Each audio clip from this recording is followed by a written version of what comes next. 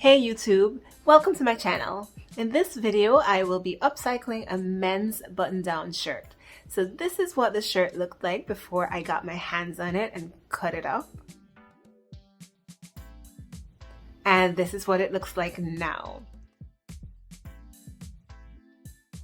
There is actually a design element that I want to keep as a surprise, so keep watching. You will see towards the end of the video what the entire shirt looks like. All right, so if you like what you see on my channel, don't forget to press like, don't forget to subscribe, and if you know somebody who's learning how to sew, don't forget to share this video with them. All right, so here's what our men's button-down shirt looks like, and it's super colorful and super fun. And if I do a good job with it, I think I'm going to love it. So let's begin. The top of our shirt is going to be off the shoulder. So in order to achieve that look, I'm going to cut straight across the top of the shirt until we get to the sleeve. And then I'm going to go slightly at a slant up. So I'm only going to do that for half the shirt, and then I'm going to fold it over so I can make sure that everything is cut symmetric. All right, so we have half our shirt. I'm going to fold it and cut the other half. All right, so the shirt is now folded in half. Now I can go ahead and cut the other half to make sure it matches exactly with the first half that was cut. So now we have an off-the-shoulder shirt and we're done. Just kidding. All right, so I just got an idea after I cut this collar off. Stay tuned, you will see what this idea is. This could potentially be a game changer. Or maybe I'll be editing this piece out because it's nothing at all.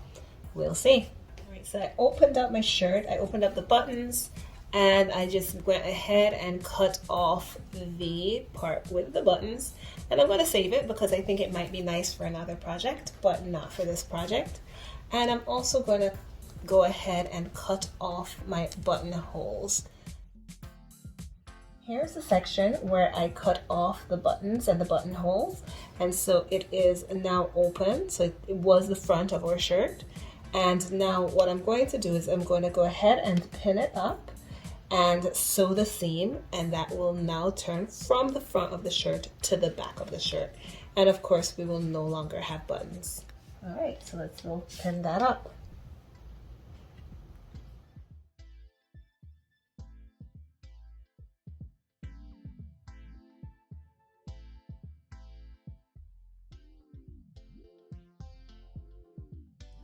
So our next step is to hem the top that we had just cut off. And in order to do that, we want to fold it and fold it again. So we double fold it, and that's going to give it a nice, neat finish at the top. And so we're going to go ahead and pin throughout the top with the double fold and sew it up. All right, so I just finished pinning the hem at the top, and now it's time to sew it.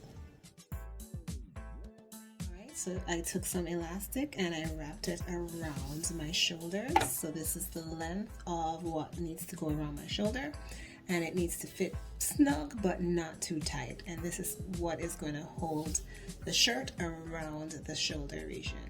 All right, so I took the two ends of my elastic and I'm going to go ahead and stitch it along just right here to close it up. All right, so I have my shirt sewn and I have my elastic sewn together. And now I'm going to prep my shirt so that I can sew the elastic to it. So the first step in prepping my shirt is to mark out a line approximately 1 inch from the top of the shirt. And I'm going to use that line to guide where I put my elastic.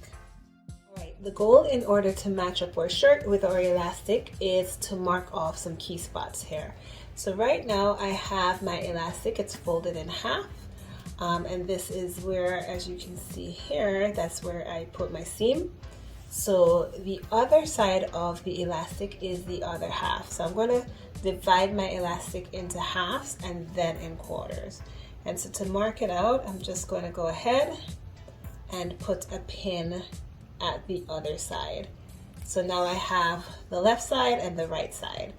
In order to figure out where my quarters are, I'm going to fold it in half again. And so the two folds right here, are the quarter marks. So I'm going to put a pin at each spot. And the reason I'm doing this is so that when I add my elastic to the shirt, everything will be evenly spaced out and it won't be bunching up in one part and loose in another. It will be very even. All right, so now I have my pins placed at the halfway points and the quarter-way points, and I'm going to do the same for the shirt. Right, so you want to make sure your shirt is laid out properly and everything is symmetric, and I have already done that. And so we know that one place that is a key point is where our seam is in the back that we created. So the other side at the front will be our other marking. So we're going to go ahead and put a pin there.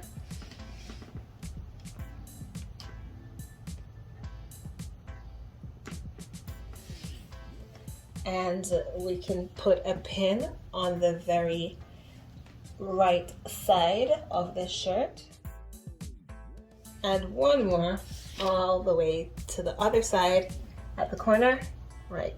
All right, so on the shirt I have a pin at the front, the right and the left, and I have the seam at the back, and the same is true for my elastic. I have a seam at the back and I have pins at the front, left and right.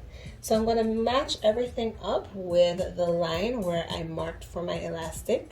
The seam at the back of the shirt is going to go with the seam at the back of the elastic on the marking that I set up for the elastic. So right there, I'm not sure if you can see that, but that will go right there. And we do the same for the left, the right, and the front as well. So I'm matching my pins, the pin from the shirt, the pin from the elastic, and I'm going to pin this on the blue marking that I made. All right, so I've pinned my elastic to my shirt in the 4 sections, and now I'm ready to sew it. All right, so once you've positioned your presser foot on the elastic, the first thing we want to do is make sure that we've secured it in place. So we're going to just stitch a little bit and then back stitch. All right, so once we've finished securing our elastic on our fabric, we can go ahead and stretch it out as I'm doing here. You want to make sure the elastic is flush on the fabric, and now we can sew.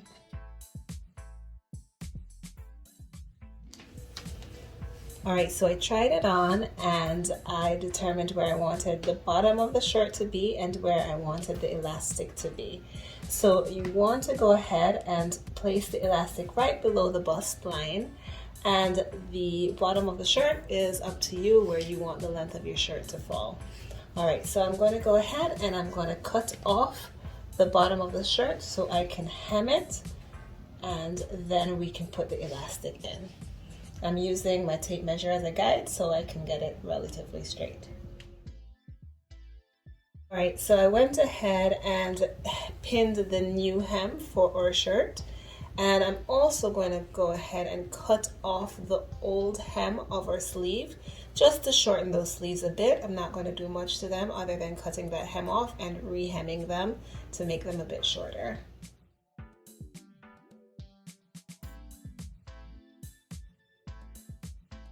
I took this elastic and I measured under my bust, and I made sure that this was a little bit more snug because I want to make sure that the shirt fits well. And I'm going to do the same thing I did before, close the elastic up and add it to the shirt. And just so you remember, we found the halfway point of this elastic and then we found the quarter-way points. We did the same thing for the shirt, and that's what we're going to do again. Alright, don't forget to use the guidelines like you did before. That will really help to make sure that it is neat and it stays on track and it's not funny looking. Alright, and we stretch and sew. Alright, so this is the part of the design that I said would be a surprise. This is the reason why I did not throw away the collar. I'm going to see what this looks like as a choker. So this is going to be very easy to make. It may look great, it may look terrible, but you never know unless you take a chance. I'm going to cut relatively close to the edge of the collar, so right here, but just enough room to go ahead and hem it so that I have just the collar, and I'm going to use that as a choker.